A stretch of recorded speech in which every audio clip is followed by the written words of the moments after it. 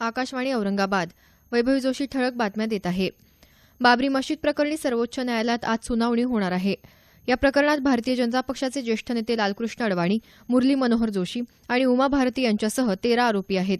या सर्वांना केवळ तांत्रिक कारणावरून दोषमुक्त करता येणार नाही, असं न्यायालयानं आधीच्या सुनावणी दरम्यान सांगितलं होतं. 2030 पर्यंत देशातल्या प्रत्येक घरात नळाचं पाणी उपलब्ध करून देण्यासाठी सरकार कटिबद्ध असल्याचं केंद्रीय पेयजल तथा स्वच्छता मंत्री नरेंद्र सिंग तोमर यांनी म्हटलं आहे. जागतिक जल दिनाच्या निमित्तानं नवी दिल्ली इथं राष्ट्रीय जलगुणवत्ता मोहिमेचं उद्घाटन काल तोमर यांच्या हस्ते झालं, त्यावेळी ते बोलत होते.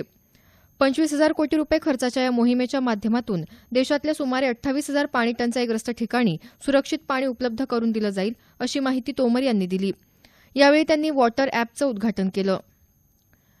माजी आमदार आणि खासदारांना देण्यात येणारं निवृत्तीवेतन आणि प्रवास भत्ते रद्द करण्यात यावेत, अशा आशयाची याचिका सर्वोच्च न्यायालयात दाखल करण्यात आली आहे.